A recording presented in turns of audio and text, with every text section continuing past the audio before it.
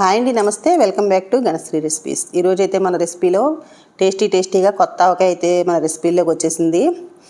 కొద్దిగా అంటే 1 కేజీ ముక్కలకి నేను ఆవకాయ ఎలా పెట్టానో మీకు సరైన కొలతలతోటి చూపిస్తాను. ఎప్పుడు కూడా మన ఇంట్లో ఎంత ఆవకాయ ఉన్నా సరే పాత ఆవకాయ చాలా ఉంటుంది. అయినా సరే కొత్త ఆవకాయ తినాలని, కొత్తగా మామిడికాయలు వచ్చిన టైంలో ఊరిన ఆవకాయ తినాలని ఎవరికైనా ఉంటుంది కదా. ఆ రుచే వేరు కదండి. అందుకనే మనం ఎంత పాత ఆవకాయ ఉన్నా సరే మళ్ళీ కొత్త ఆవకాయ పెట్టుకోవడానికి రెడీ అవుతాము. ప్రతి సంవత్సరం కూడా ఇలాగే ఉంటుంది పరిస్థితి. ఇంకా వద్దు అనుకుంటాం కానీ మళ్ళీ కొత్త ఆవకాయ పెడుతూ ఉంటాము. ఎందుకంటే ఆ రుచే వేరండి ఆ సీజనల్లో వచ్చే మన మామిడికాయ పచ్చడి తింటే. మీరు కూడా అలాగే అనుకుంటున్నారు కదా. ఇప్పుడైతే మనం టేస్టీగా ఆవకాయ మంచి కొలతలతోటి ఎలా ప్రిపేర్ చేయాలో ఈజీగా చూపించేస్తాను, చూసేయండి.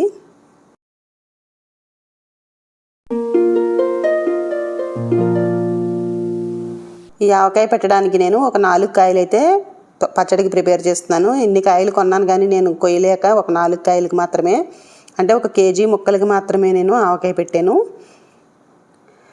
చూసారు కదా, వాటర్లోంచి శుభ్రంగా కడిగి తీసేసి తుడిచేసాను అనమాట. తడి లేకుండా తుడిచి నేనే కట్ చేశాను. చాలా కష్టమైంది కట్ చేయడం అయితే కత్తిపీటతోటి. ఇంకా అలాగే ఒక 4 కాయలు అయితే కోసాను అనమాట. ఎక్కువ కాయలు అయితే బయటకు తీసుకెళ్ళి మార్కెట్లో కోయించవచ్చు. కొంచెం కష్టంగానే అనిపించింది కోయడం, ఎందుకంటే బాగా ముదిరిపోయాయి కాయలు.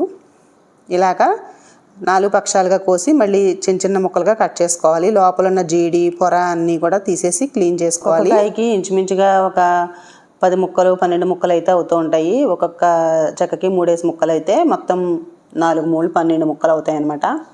సైజుని బట్టి ఇంకా చిన్నవి కావాలంటే చిన్నవి కట్ చేసుకోవచ్చు. నేనైతే చిన్నవి కోయలేక ఇలా సమానంగా ఉన్న మీడియంలోనే కోసేసాను.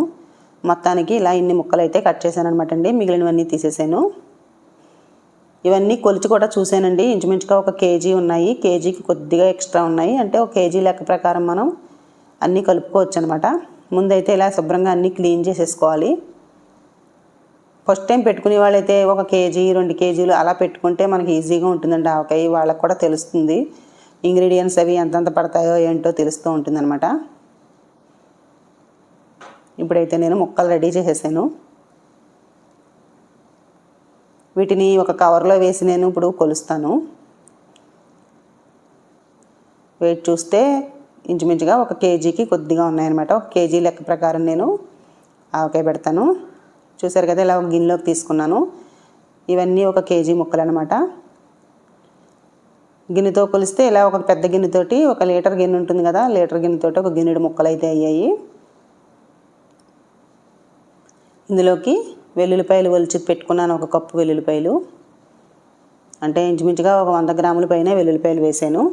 అలాగే కారం, ఆవపిండి, దంచిన పిండి అమ్ముతూ ఉంటారు కదండి షాపుల్లో, ఆవకాయ సీజన్లో వస్తాయి, అవి తీసుకున్నాను అనమాట. అలాగే కొంచెం మెంతులు. ఇప్పుడైతే మనం ఇందులో ఏమేమి ఎంతెంత వేయాలో చూపిస్తాను రండి. ఇలా ప్లేట్ తీసుకున్నాను. ఇది అయితే కల్లుప్పు అనమాట, రాక్ సాల్ట్ అంటారు కదా, అదనమాట. అది తీసుకున్నాను. ఇందులోకి నేను ఇప్పుడు ఒక 300 గ్రాముల వరకు కారం వేస్తున్నాను 1 కేజీ ముక్కలకి.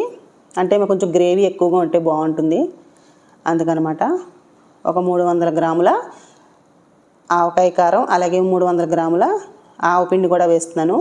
ఆవపిండి కావాలంటే ఇంకొంచెం వేసుకోవచ్చండి, ఎక్కువ ఘాటు కావాలంటే ఇంకొద్దిగా వేసుకోవచ్చు.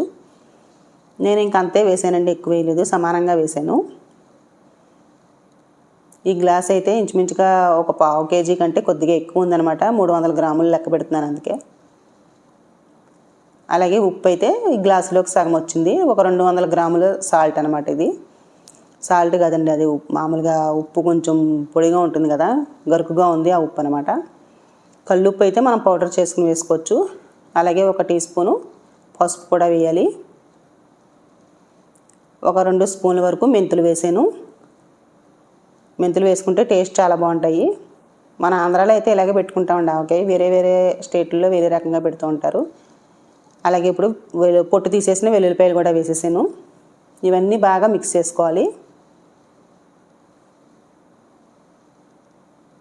చూసారు కదా, ఇలా మొత్తం అంతా మిక్స్ అవ్వాలన్నమాట. నాకే కొంచెమే పెడుతుంటే ఏదోలా ఉందండి. ఎప్పుడు కూడా ఎక్కువ ఆవకాయలు పెడుతూ ఉంటాను. ఈసారి అయితే కొద్దిగానే ఆవకాయ పెట్టి చూపిస్తున్నాను.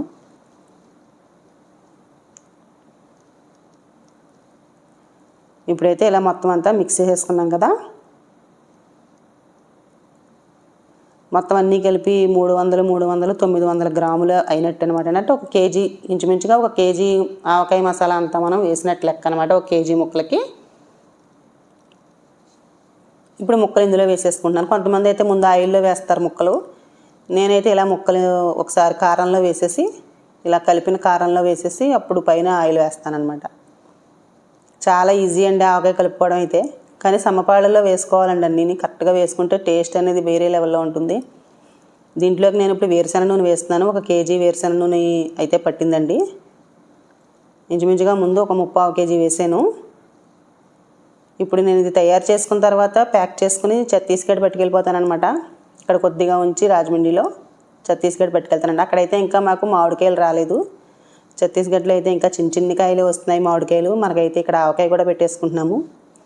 అటు సైడ్ అయితే వర్షాలు కురిసిన తర్వాత జూలై ఆగస్టు ఆ టైంలో ఆవకాయ పెట్టుకుంటారట. అప్పుడైతే మనకి ఇంకా పళ్ళే వచ్చేస్తాయి. అక్కడికి ఇక్కడికి తేడా అదనమాట అండి. కానీ వాళ్ళ స్టైల్ వేరండి. ఆవకాయ మనకలా పెట్టుకోరు కదా, వాళ్ళ ఆవకాయ వేరు, మసాలా అన్నీ వేసి పెడుతూ ఉంటారు.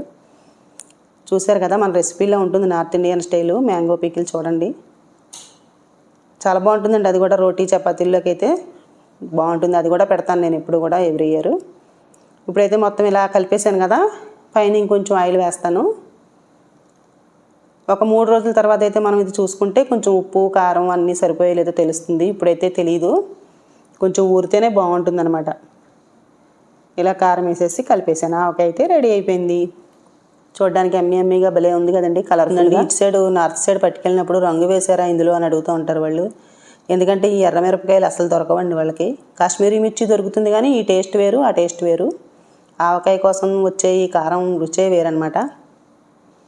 నోరూరించే కొత్త ఆవకాయ అయితే రెడీ అయిపోయిందండి. మరి ఈ వీడియో లైక్ చేయండి, మీ ఫ్రెండ్స్కి రిలేటివ్స్కి షేర్ చేయండి. ఫస్ట్ టైం నా ఛానల్ చూసినట్లయితే ఇంకా మరిన్ని మంచి రెసిపీస్ ఉన్నాయండి. గణశ్రీ రెసిపీస్ ఛానల్ సబ్స్క్రైబ్ చేసుకోండి. Thank you for watching.